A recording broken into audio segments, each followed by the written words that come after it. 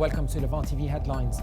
Russian President Vladimir Putin has strongly defended Moscow's military assistance to the Syrian government, saying it's impossible to defeat the Islamic State group without cooperating with Damascus.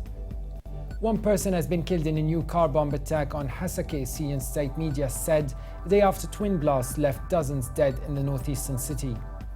A Kuwaiti court has sentenced 7 men to death, 5 of them in absentia, for their roles in a deadly Shiite mosque bombing claimed by the Islamic State. Bahrain's appeals court has refused bail for opposition chief Ali Salman pending its review of his conviction for inciting disobedience and hatred, while the prosecution demanded his 4-year sentence be stiffened. And the head of the UN nuclear watchdog is to visit Tehran this week as a December deadline looms for completion of a long-running investigation into its past activities. And now let's have a look at the top headlines in today's newspapers in the Middle East. Starting from Beirut, the Daily Star leads reporting that anti-government activists attempted to storm into the finance ministry in Beirut to demand the state hold salary payments to lawmakers, prompting security forces to block access to the building and briefly cut power to it.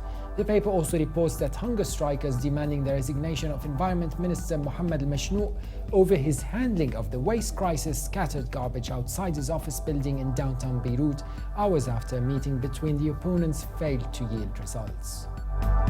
From the UAE, the Khalij Times leads reporting that as fighting rages on in Yemen, troops from the UAE that are part of a Saudi-led coalition battling Houthi rebels are pushing towards the country's rebel-held capital Sana'a after securing a strategic provincial city. The paper also reports that Britain has appointed a minister to deal specifically with the 20,000 Syrian refugees that the country has agreed to resettle over the next 5 years from camps bordering the war-torn country.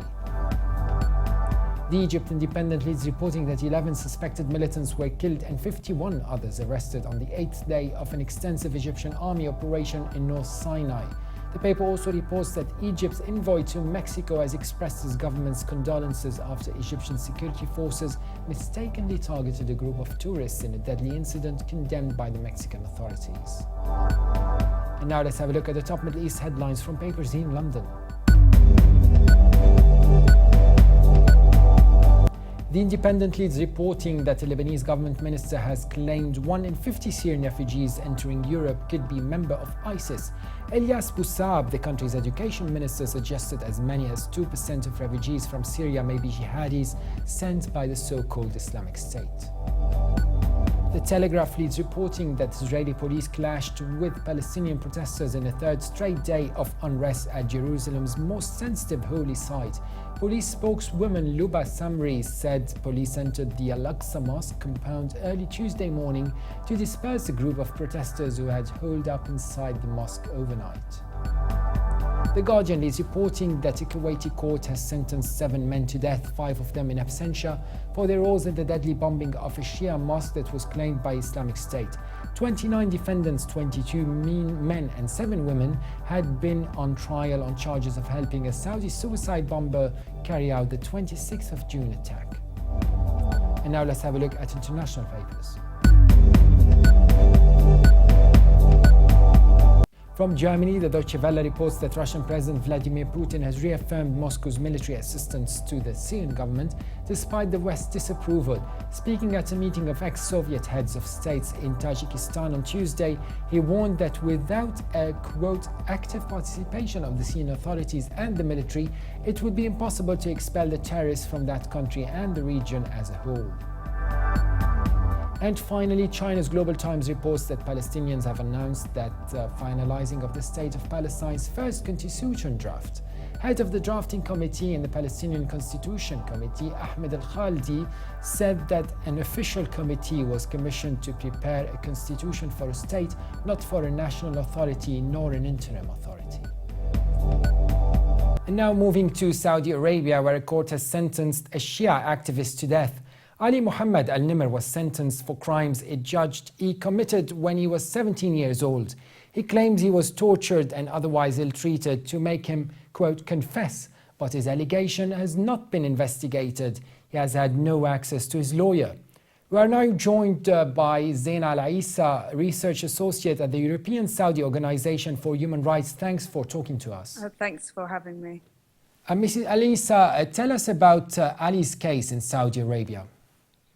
Basically, in 2012, during the time of the Arab Springs, there was a protest movement going on in Saudi Arabia, particularly in the eastern province of Saudi Arabia. And Ali had participated in some of those protests. Bearing in mind that protests are banned in Saudi Arabia, Ali was then targeted by the Saudi authorities, where he was violently arrested. He was run over during the arrest and he suffered a broken nose and several other injuries. So that was basically the background to why he was targeted. Another interesting fact is that his uncle is the prominent human rights defender and scholar, Sheikh Mohamed Al-Nimr. So it's feared that that could be another reason that he has been targeted because of his uncle. His uncle is also imprisoned. He's been detained for over 3 years, and he's also has been sentenced to death as well. And what do you think can be done to avoid his sentencing, his capital punishment at the moment? Do you think there is hope? Well, basically, the situation is that last Friday, his father had tweeted that the appeals court and the high court had endorsed the death penalty, which basically means that the file had been sent off to the Ministry of Interior, which means that Ali is basically set to be executed. The only possible way, I think now, is that international pressure. We're here today, I'm speaking to you from Geneva, from the UN at the moment, and we're here for the week. We're here lobbying Ali's case, doing some urgent advocacy work on his behalf and on behalf of other minors that are also facing the death penalty, because what the worry is that Ali's case is going to set a precedent for the other protesters or minors that are facing the death penalty, and they will also follow a similar fate. So we're here, we've been speaking to the missions of different countries and various ambassadors asking for their urgent intervention. We have an appointment tomorrow with the Special Rapporteur for executions. So we'll be speaking to him tomorrow, making an urgent complaint for him to get involved.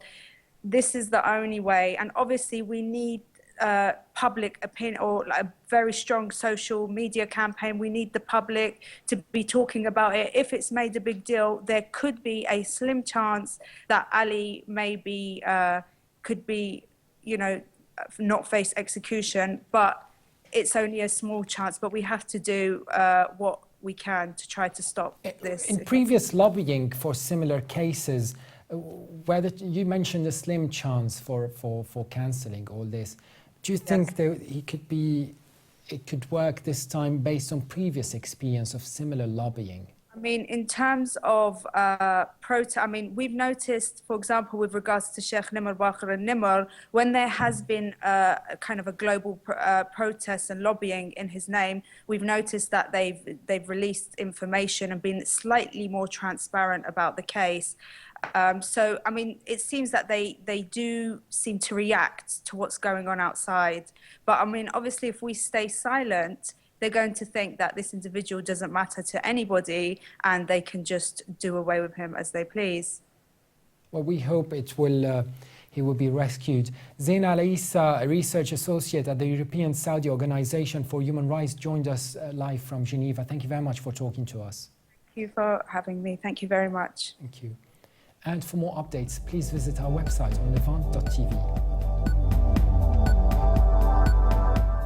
Thanks for watching. Be sure to join us again tomorrow, and bye for now.